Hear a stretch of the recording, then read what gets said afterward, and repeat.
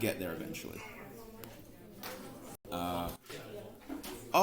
Before I start, guys, I do have a new meme.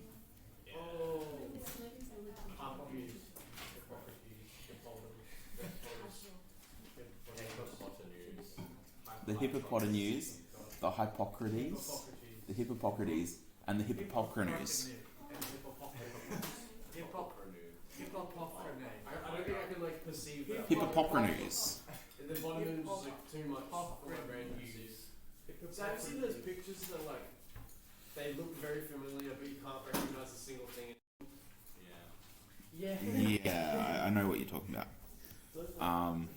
Okay, let's have a look at the work we're doing today, guys. So I should have the sheet in front of you that says interval estimates for proportion. Now, I want to say this to start with. This is a topic I learnt last year so I could write the exam. I then promptly forgot everything about it. So I've had to reteach myself over the last week or so. This is a topic that I was reading the textbook in the staff room yesterday, and I had to put my headphones in so I could block out all the noise of people talking in the staff room because it was really dense. The reason I say that is just so you know that if I say something and you're just like, wait, what the hell's the sample proportion again? I need you to stop me and get me to re-explain it to you, because this is a very big topic. I sat there for I want to say an hour and a half reading the first half of the chapter that this is in, just so I understood it. And I think I've distilled it down so it makes sense now. I think. But if not, please let me know. The other side of this is, if you find your attention wandering today, give yourself an old one of them, wake up a little bit. Maybe harder, Luca, I don't know. But this is one that you do need to really be on a really focused for. We're going to probably, I think we'll not get time for independent practice there. I think we're just going to do a ton of notes today. Which is a bummer, but just the way this topic is, if you look at this first topic here, it says 3 hours. It says 3 hours. It says understand the concept of a random sample, discuss sources of bias, and then investigate the validity of random samples from various types of distributions. We're going to... Okay, that was obviously not what I intended to do. We're going to speed run that. It says 3 hours. We're going to do it in 20 minutes. We're going to parkour our way through this first topic. And then we're going to get onto this stuff as well today. So this first dot point, understand the concept of the sample proportion of P with an arrow above it. We call that P hat. P hat as a random variable whose value varies between samples. So we're going to get to that today, and then also talk about standard deviation and mean of that. So, okay, block of text time.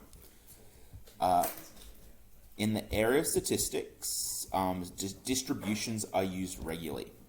Today we're going to be looking into the world of gathering data. So this is sounds like it's going to be a lot less mathsy than we normally are in math methods. Normally we're very precise, but we're doing surveys and stuff is what it sounds like we're doing.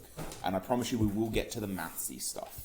We're talking about data. When talking about data, we say that the overall group we care about is the population. So the population is the entirety of the group we care about. So if I was looking at students in our class going to uni, the population would be you 15 people.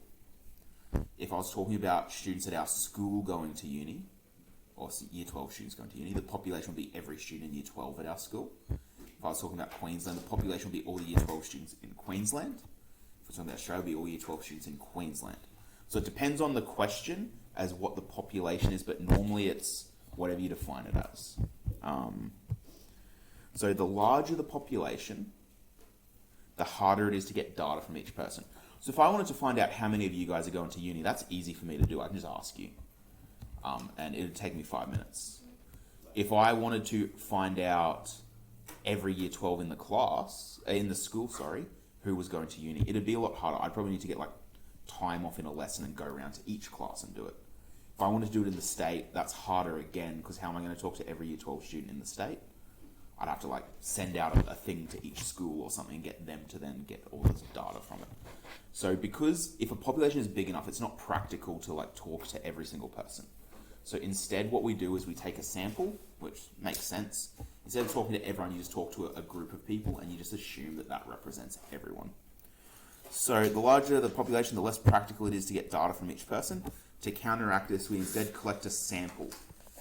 Ideally, we would select a completely random selection of people that perfectly represent the population. However, this can be difficult, especially given how you collect the data.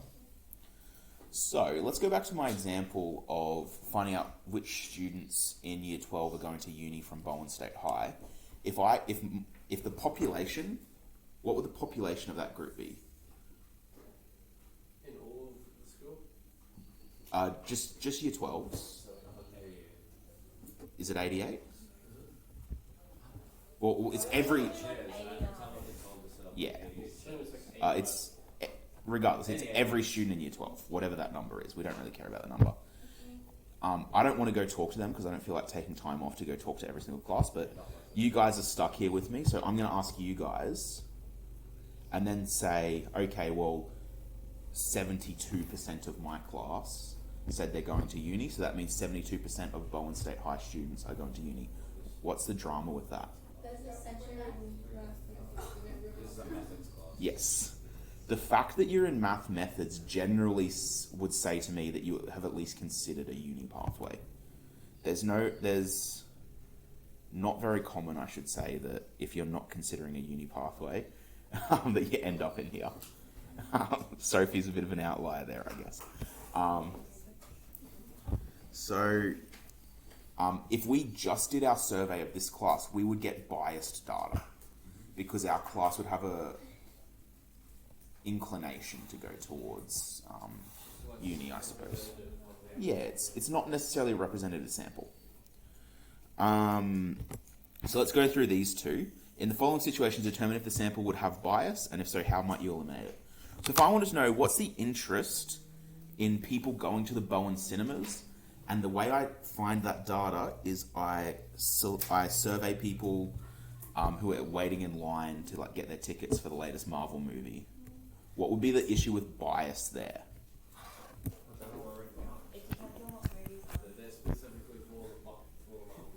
Yeah, they're specifically already decided I'm going to go watch a movie at the Bowen cinemas. Like it's only asking people already committed to going to the movies.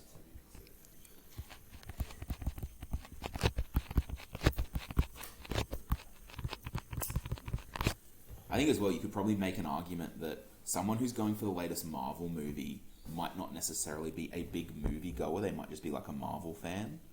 Like they might only go for Marvel movies and not really go to see other movies. I don't know. That's less important though. What's a less biased way we could find out about the opinion of people in Bowen about going to the movies? Survey somewhere else. Yeah, like Main Street or in Woolies or something. So you're getting all sorts of different people. So survey somewhere neutral. So survey at a neutral location.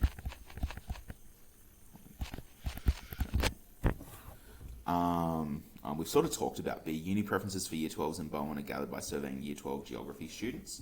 I dare say geography would have a similar bias to our class where because it's a general subject, if you're doing it, you're more likely to be on a uni pathway. So instead of surveying the geography class, what could we do to get a better idea? Yeah, choose a form class. I didn't think about that. That's actually a really good idea. So for B, they're already on uni path, or already likely to be on uni pathway.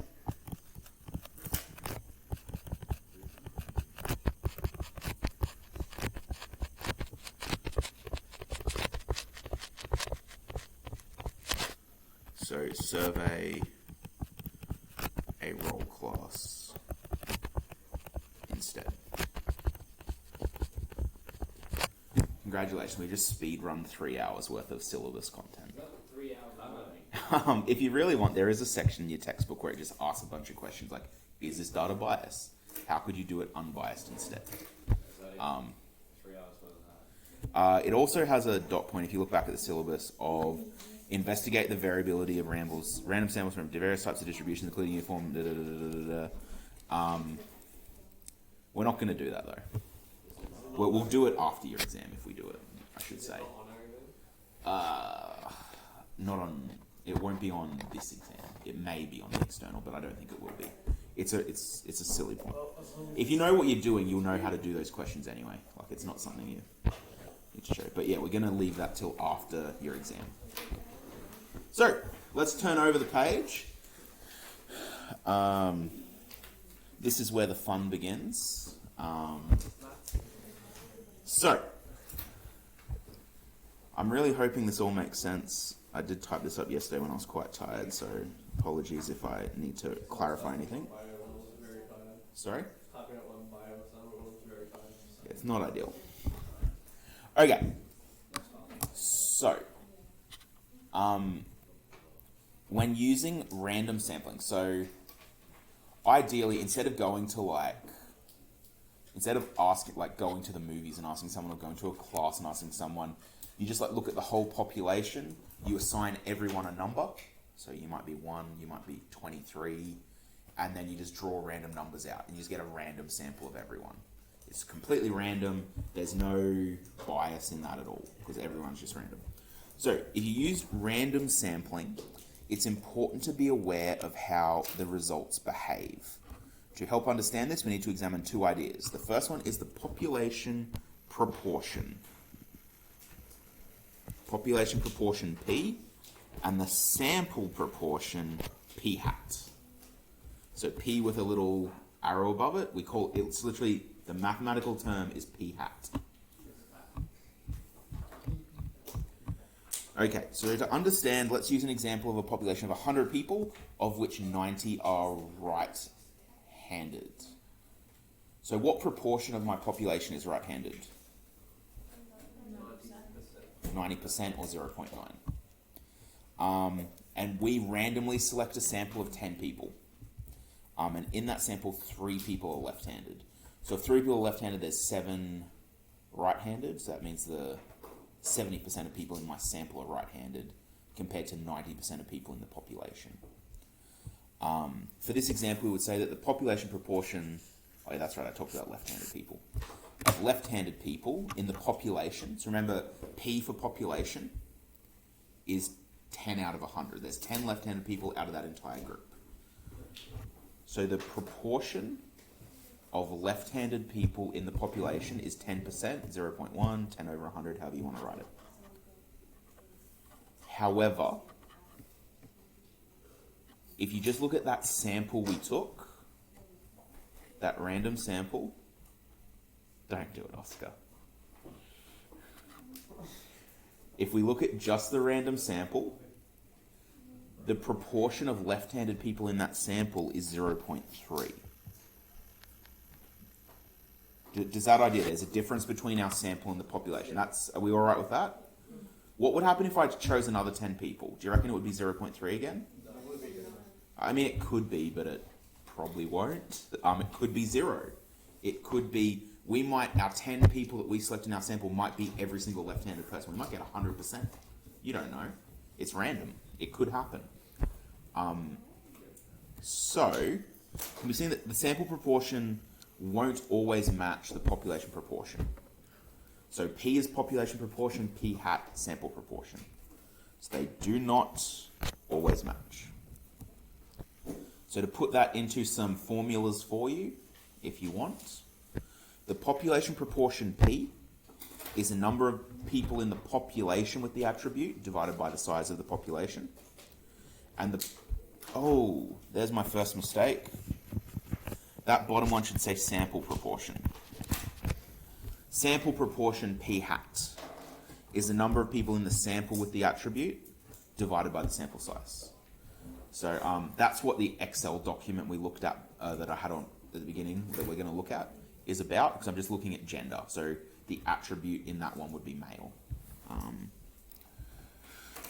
So just these last two dot points as well. The population proportion P is what we call a population parameter. So what that means is its value is constant. So regardless of what's in my sample, regardless of what's in that sample, the population proportion will always be the same. However, the sample proportion P hat is what we call a sample statistic. Its value is not constant and will vary on what sample you obtain. And because it's random, it should change every time, or will change most times at least, depending on your sample size. Okay. Before we look at a practical example of this, is there anything anyone would like me to explain? We're happy with the difference between population proportion and sample proportion. Yep, P and P hat. Yep. Sorry? Really? You're smiling a little bit, so I'm thinking no. The population proportion is the number of people. Just make him reread the sheet. It's not written again. Yes, it's these 2 dot points here. There you go. If he doesn't want to listen, he can catch up later. Let's go. Because then he's wasting our time and we Oh my actually. God. Yeah. So, the 20 words or less summary, guys. Population proportion is how many people in the entire group have that attribute. The sample proportion is how many people in the ones that we've randomly selected have that attribute. So for left-handed or male or going to uni or whatever it is. So guys, let's have a look. So let's consider our class. We got 15 students with 4 boys, 11 girls. If I took first of all, what is the population proportion of our class of males? What would the population proportion of males in this class be? 4 over 15. And I believe that's 0.27, according to my Excel document, where I did that calculation yesterday. So the population proportion is about 27% of the class is boys, which makes sense to me because if it was 5 boys, that would be 1/3 of the class, which would be 33%. So it's a little bit under 33%, a little under a third. Yes, we have a unhelpful integer value there. Now, let's say I picked 5 names out of a hat. Is it possible that all of my names would be boys? No. It's possible that 4 of those names would be boys. 3 names? 2 names? 1 name? No names? Yes. So we have like 5 different possibilities. No names through to 4 names being boys. I feel like 4 names would be very unlikely. No names, reasonably unlikely. How many would you expect on average to get? How many names out of that hat would you expect to be a boy? Yeah, 2 or 3, I reckon. One will probably be less common. So I'm gonna say P hat could be 0 out of 5, 1 out of 5, 2 out of 5, 3 out of 5, or 4 out of 5. Does that make sense? Our sample proportion could be 0, 1/5, 0.2, 2/5, 0.4, 3/5, 0.6, and 4/5, 0.8. We're actually going to do a little experiment. So, experiment. Where what I'm going to do is I'm going to do this 10 times, draw 5 names out of a hat and record how many boys there are. I didn't want to bring a hat or draw out 5 names a bunch of times because it'd take too long, so that's what the Excel document's for. So just for our experiment, here are our options.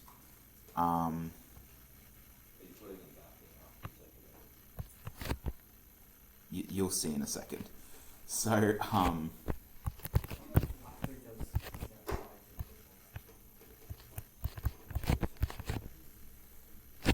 instead of doing 0 over 15, I'm just going to say the actual probability. So 0, 0.2, 0.4, 0.6, or 0.8.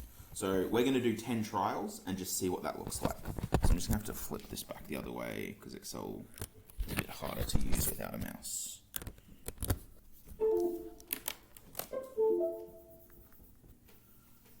There we go.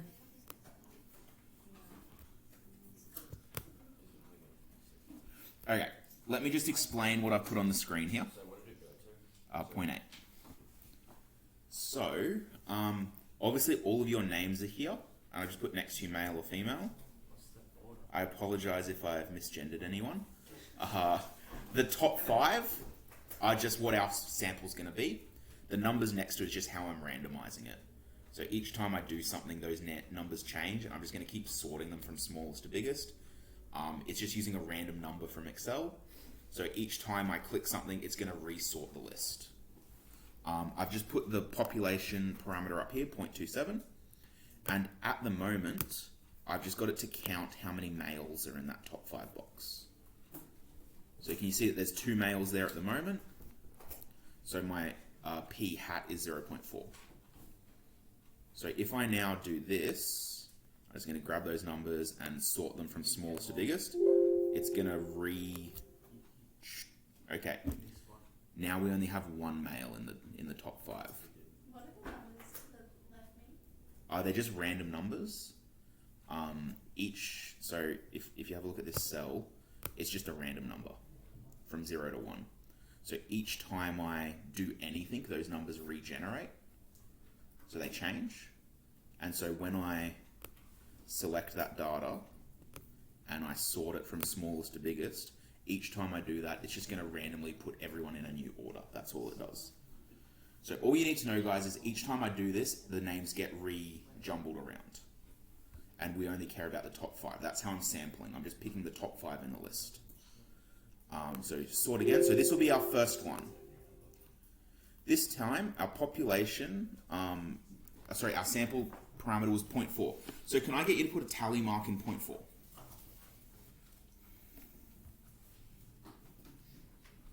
So that was our first one. Let's do our second one.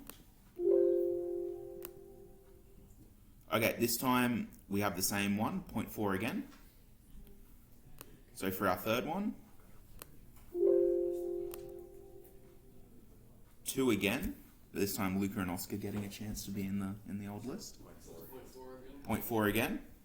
This is number 4.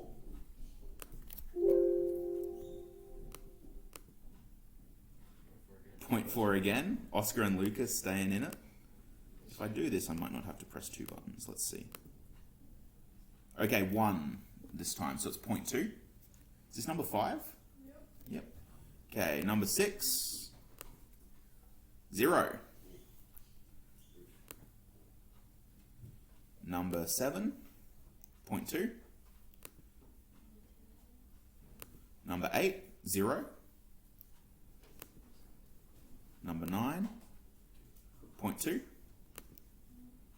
and number 10, 0.2. Sorry? 0.6s or 0.8s. Could we have though? Yeah.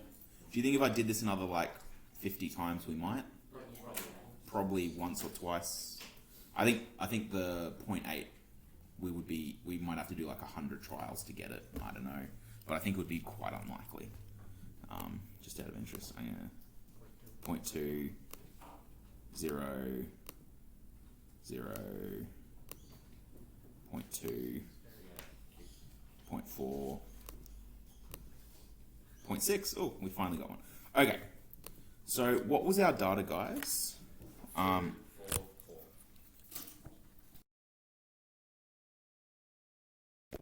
That actually linked with what we sort of predicted, wasn't it? We sort of said that 1 out of 5 or 2 out of 5 was going to be the most likely outcome. Yeah. Yeah.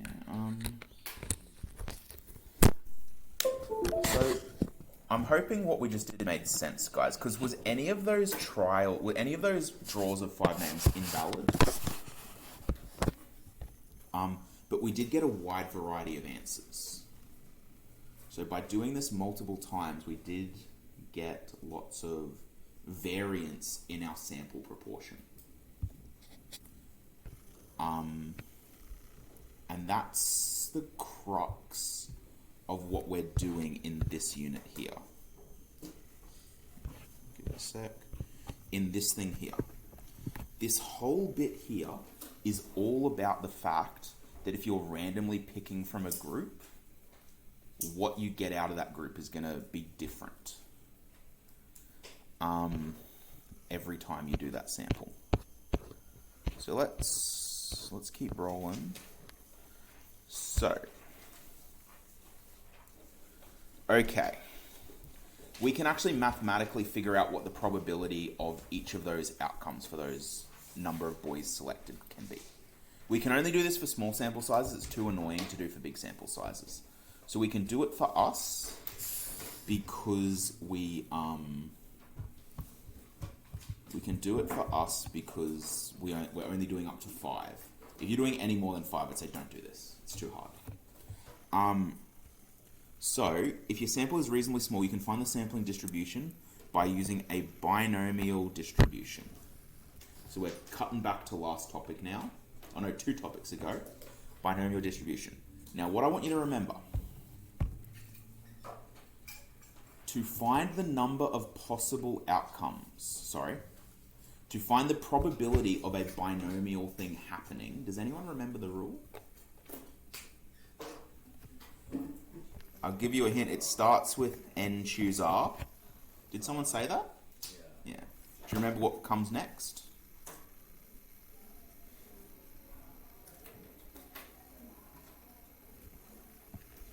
P to the power of x, and then p minus 1.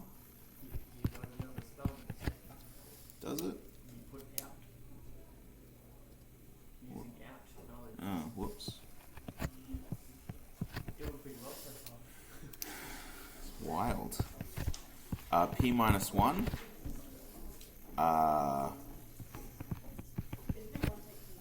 Oh, sorry, yeah, it is. 1 take P. So, the probability that P hat equals 0. So is that first one just the binomial rule? Yes. So that's how you can find the probability of a binomial outcome. So, the probability outcome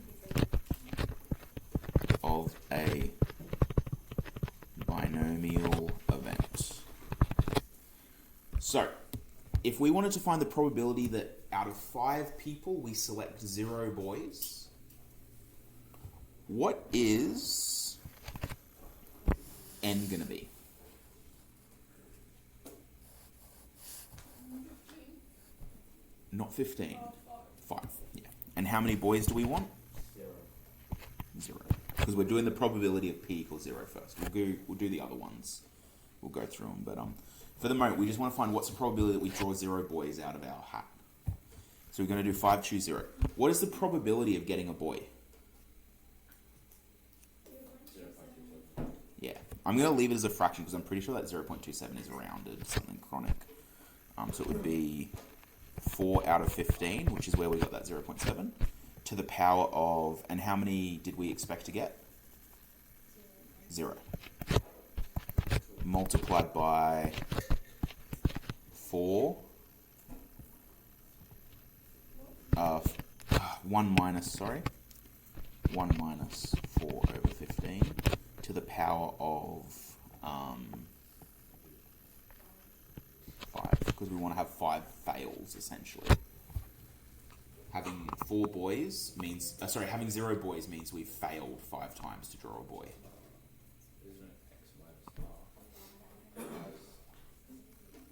Yeah, so the number of trials is 5. So x is, sorry, the number of successes. And the number of, yeah. So what would the active would be 5 take 0? Yeah, it would be 5 take 0. I thought 5 was 10. Yeah, so did I. I'm confused. The 5 was n. I thought 0 Can you was explain the question? just 10 take. So we're trying to find the probability that if you had 15 names in a hat, 4 of which were boys, we want to find the probability of getting no boys, 1 boy, 2 boy, 3 boys, 4 boys. So at the moment, we're just finding the probability that we draw out those 5 names and none of them are boys. So, yeah. Sorry, I think because I haven't got the rule in front of me, I've mixed 2 rules together. So p to the power of r, because that's the number of successes. Yes. Chloe's looking at me like I've kicked your dog. Yeah. I think, yeah, because I've used r over here, you could use x as well instead of r. As long as the letter's the same, that's what matters. And then the last one would be n minus r. So sorry, just so we're using the same terminology. That's my fault, guys. I've thrown you off by using inconsistent terminology. So, if you do this one, guys, we're going to do this using our graphics calculator because this is too much to do without. The first 2 brackets are both equal to 1. Yes. And then the third one is 0.647. 0.647. You sure? That's what it said. 1 minus 4/15 to the 5? Chantal? You may. Which is 11/15. And then, Because that's 64%. That's way too big. 11/15 to the power of 5 came up as. Oh, I put 12. So I put Luca. choose the 5, choose 0 Sorry. Because we're selecting 5 names out of a hat, and we're finding the probability that p hat is equal to 0. So we're finding the probability that there's no boys. I accidentally pressed 2 instead of 5, so I had an 11 volt, so it's 0.212.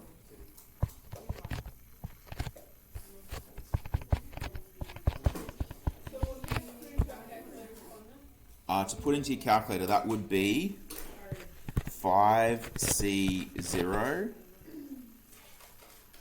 times 4 divided by 15 to the 0 times 1 minus 4 divided by 15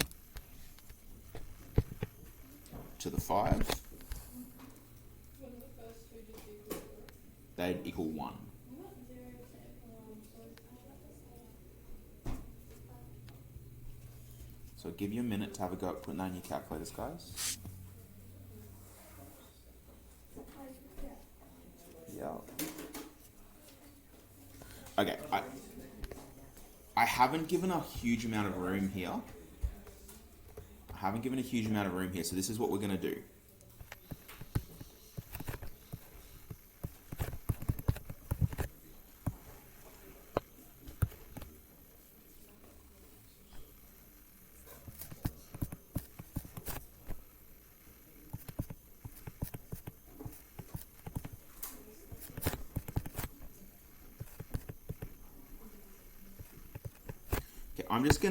I'm just gonna skip a step because what's 1 minus 4/15? 1 minus 4/15, guys. 11/15. And then what did that equal? 21.2%. If I want to find the probability that p hat was equal to 1 now, it would be 5 choose how many? 1. 5 choose 1, and we'd multiply it by how many successes would we want? 1. So it would be 4/15 to the power of 1 times 11/15 to the power of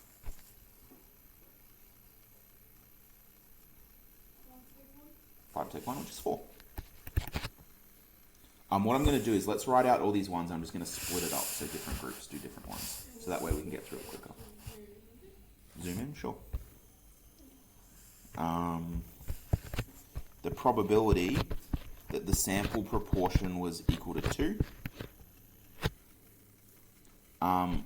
It would be 5 choose 2 times 4 fifteenths to the 2 times 11 fifteenths to the power of 3.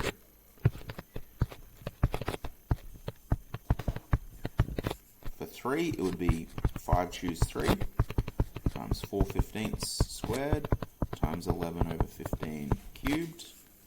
And we'll do 4 last. Can I get this row? Can you do sample proportion equals 1? Middle, sample proportion equals 2. That side, sample proportion equals 3.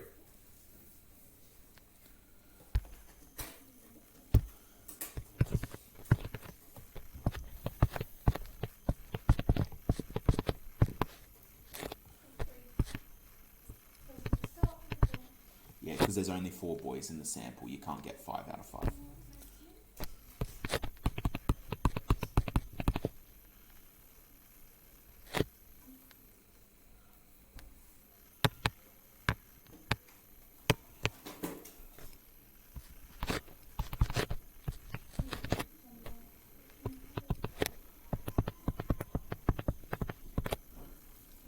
So for P1, did you say that was 38%?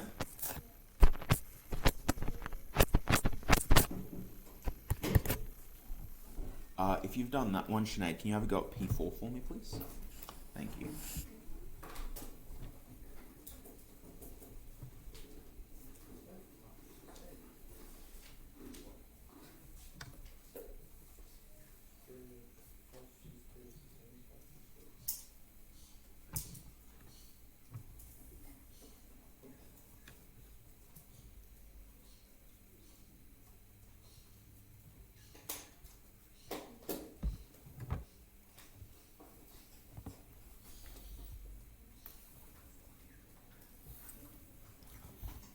Has anyone got the sample proportion equals 2?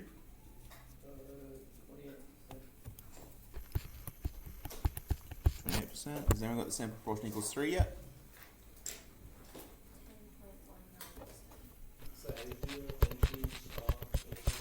I believe it's probability, and then there should be a button that says NCR. And sample proportion equals 4. 1.85%. Cool. Okay, so if I zoom out for a second, guys, what this is saying is statistically, when I do my draw of 5 names, about 21% of the time, I'll have no boys in that draw.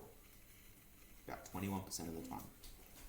When I do that draw, about 38% of the time, I will have 1 boy in that draw.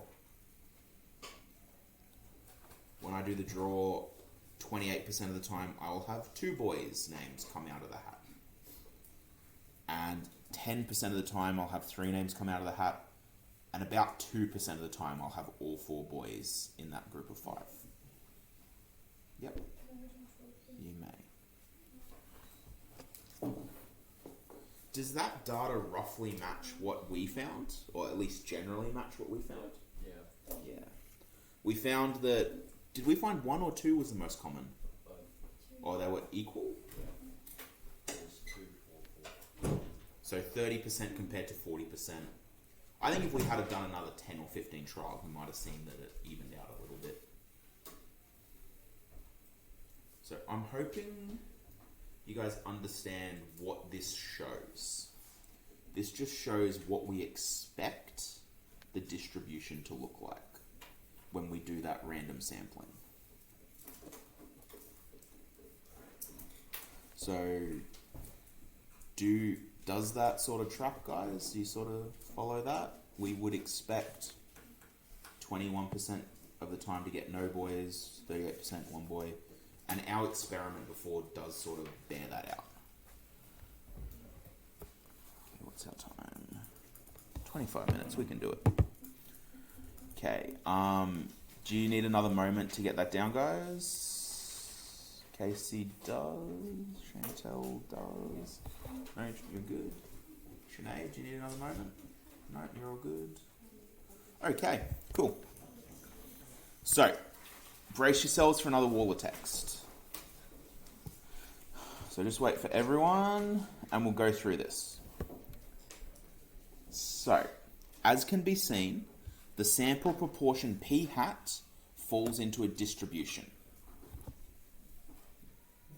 For any sufficiently large sample, the distribution will be normal. Roughly normal, at least. So remember, normal means it's a bell curve. If it's a normal distribution, what does that tell us about it? The arrangement of the data. Yep. So how much data is within one standard deviation? Yep, no, that's the one. Yeah. So it actually turns out that this sample proportion business, if you figure out all the possibilities that your sample proportion could be, it's going to look like a bell curve, which means we can use our normal distribution on it, which means we can do some funky stuff around that to figure out what's likely to be a result in our sample. So there are two important measurements with normal distributions. What are they? Mean standard deviation. Yep, so mean and standard deviation are really important. And for these ones, what would you expect the mean of a sample proportion to be? Because what do we compare the sample proportion to? The population proportion, that's right. So if you did enough samples, you would expect that on average, they would be the same as the population proportion. Does that make sense? Because theoretically, you should be most of the time getting a sample proportion that's similar to your population proportion. Because your sample is made up from the population, so it should be somewhat similar most of the time. So that means that our mean, so our mu value, is just the sample proportion. So the expected value, I didn't write it here, it's down further, but I'll just write it here. The expected value of p hat is equal to, so in other words, the mean of p hat is just p. So the expected value of our sample proportion is the population proportion. The standard deviation is then given by this rule. If you really want, in the textbook it goes through how that rule comes about. But the square root of p times p minus 1 divided by n. So that's just one. It's on your formula sheet, but we're going to be using it quite a bit. Questions on that, guys? So what does mu stand for? Mu is mean. And that represents the sample?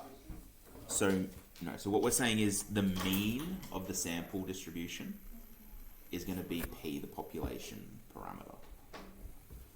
This is one of the things that I find, at least, I don't know if you guys find it, there's so many like different just words that I'm throwing around at the moment, like sample proportion, population proportion, sample parameter, all that stuff, and it just can be really frustrating to like try and you get your head around one, then you got to get your head around the next one. That's what I found, at least, anyway. So I copied this purple stuff straight from your textbook, but I think it's quite a good summary.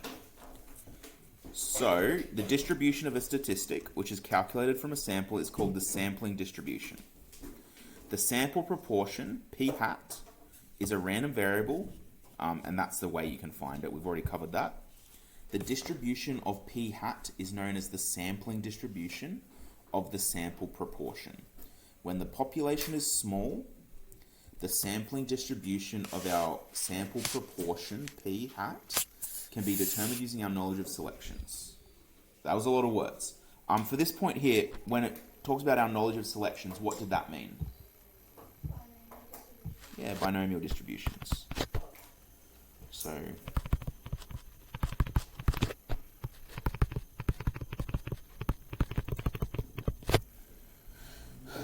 okay. When the population is large, the sample proportion p can be determined by assuming that x is a binomial random variable with parameters n and p. In this case, the mean and the standard deviation are given by the expected value of p hat is p, which is the population proportion,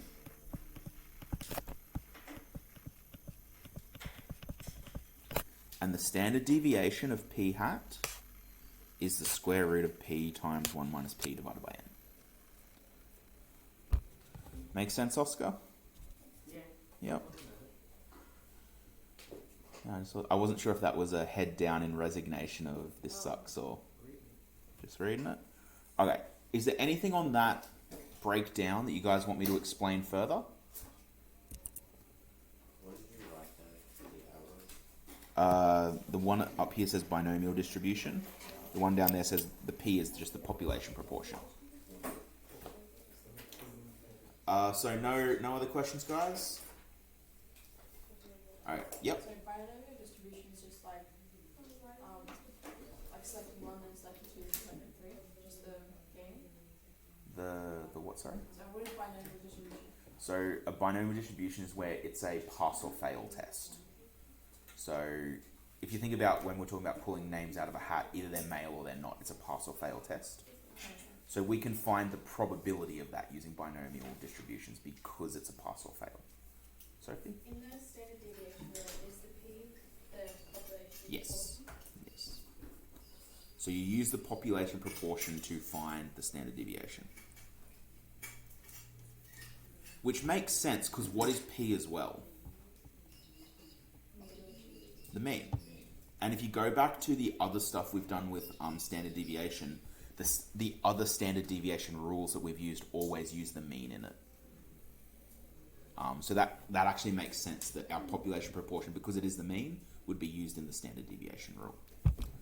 Okay, so yeah, so like I said, guys, those are just rules that we're going to have to get familiar with. We're going to be using them a lot over the next couple of lessons.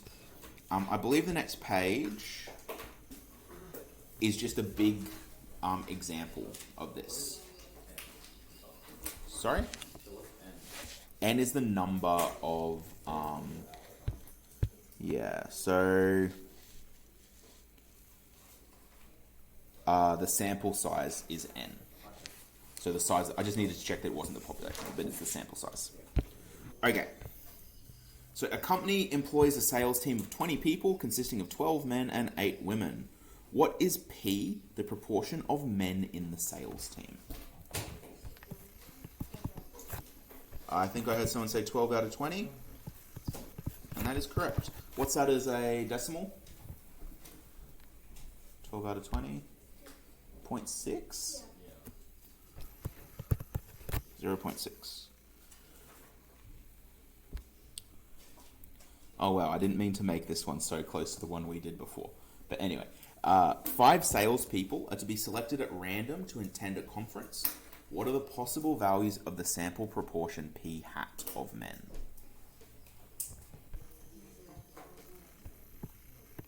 P hat. So was that A just done? Yep, that's it. P hat, we're just going to say what values it can take on.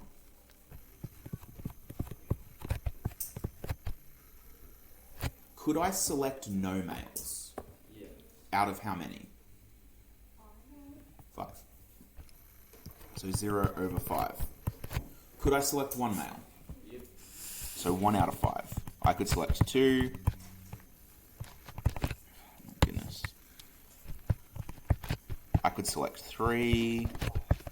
I could select 4. Could I select 5 out of 5? Yeah, because this time there's actually more males than the sample size is.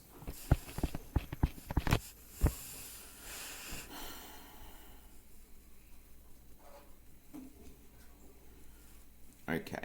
Construct a probability distribution table which summarizes the sampling distribution of the sample proportion of men when samples of size 5 are selected for the sales team. Who understood what that meant? It's a big one. Would anyone like to have a guess at what it's asking us to do?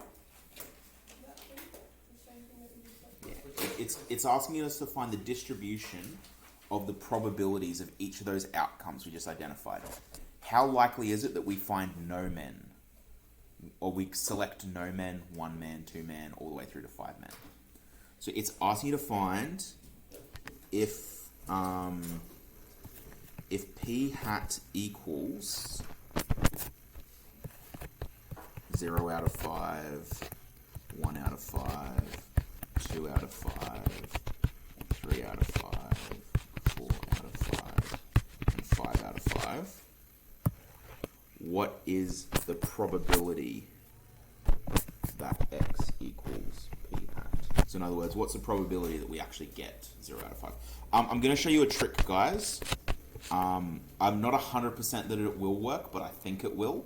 Can you go to y equals 2? The table's for C, right? I think it will. So the table's for C, right? Yes, correct. If you go to y equals 2, and in y equals 2, you put 5, choose x, times, all I'm doing is the binomial rule. 5, choose x, times, what's our probability of success? What was it, sorry? What's the probability of successfully picking a male at random? 0.6 to the power of what? X times, what's our chance of fail? 0.4 to the power of bracket 5 minus x. If you put that in and then go to your table, as long as your table starts at 0 and goes up in ones, it should give you an answer. I'm hoping it does anyway. So say it's a 5C. I got 0.01. I got Patrick. I forgot about that. So did it work? I got something 25.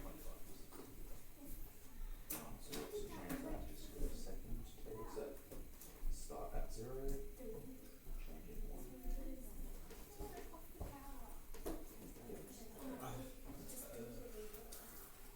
So you've only had to put in the rule once, and it should give you that entire distribution.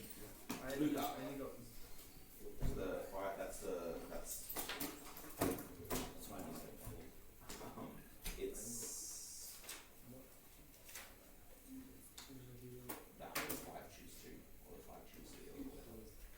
So 5CR it just says 5C. or 5CX, sorry, because X is our variable. Does anyone need a hand getting their binomial distribution into their table? No, on your table. Yep. The way you can tell it's working is that it stops giving values under 5. So that's because it's giving you the value, and if you go up, it doesn't have any such value. There's no such value. But for those ones, it actually works. So, sorry? You might have put something in the structure function.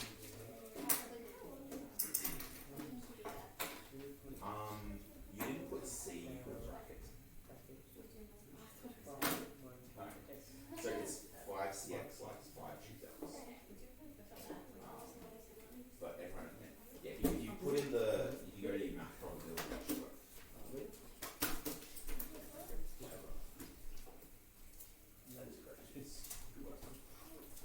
The reason I'm showing you that, guys, is obviously that can be really helpful to you if you ever need to do this in an exam. You don't need to then also sit there and do the calculation 5 times. You just put it into your thing and go from there. What were our answers? For 0.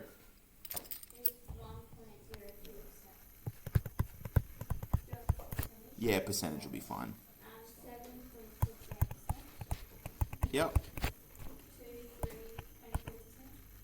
23%. Oh, 23%.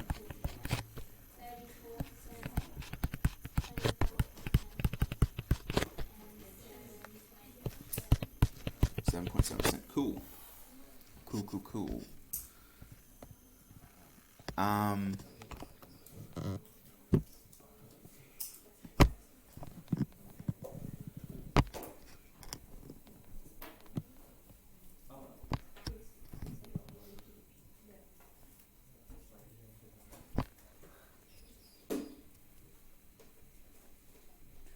Okay, I see what they're asking. Okay.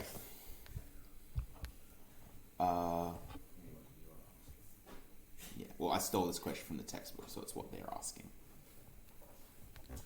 I've actually made this one hard to do because of the way I've set up this table, but that's alright.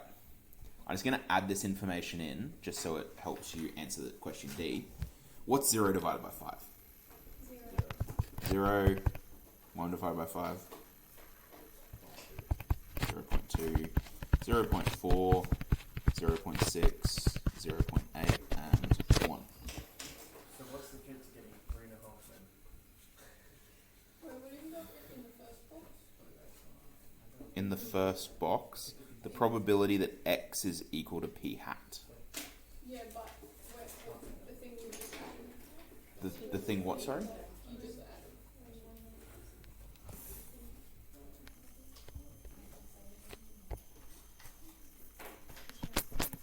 Okay guys, let's do D.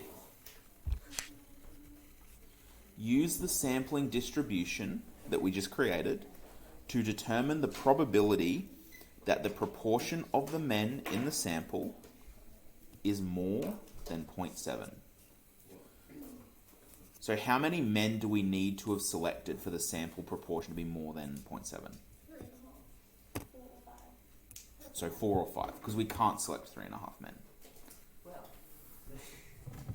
So we can only get a sampling proportion of over 0.7 if it's 0.8 or 1. So that means the probability, I'm hoping you guys are alright when I use this probability notation. If not, it's something we do need to practice more. So the probability that the sample proportion is greater than 0.7 would be equal to the probability that the sample proportion is equal to 0.8 plus the probability that the sample proportion is equal to 1. Why'd you plus them? Because it's asked to determine the probability that the proportion of men in the sample is more than 0.7. It can be more than 0.7 by either getting 4 or by getting 5. They're both ways for it to happen. So that would be 25% plus 7.7%.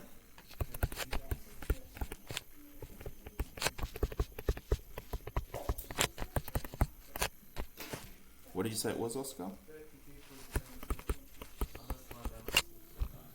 Sounds right to me. Is that 25? Yes. And that's 7.7.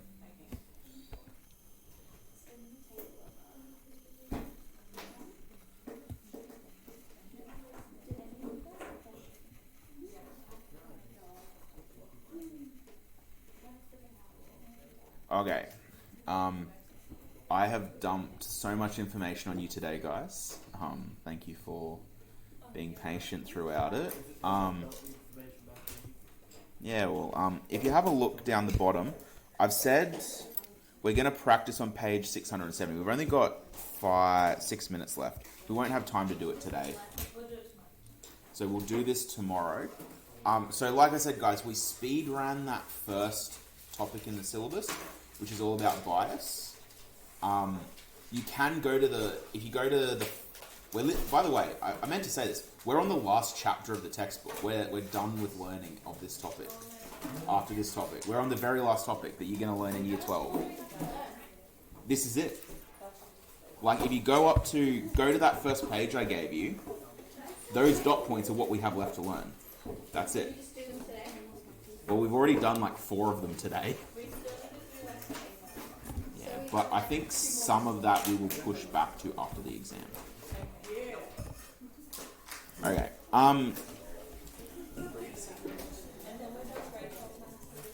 Then you're done with grade 12 maths. You're not my responsibility anymore.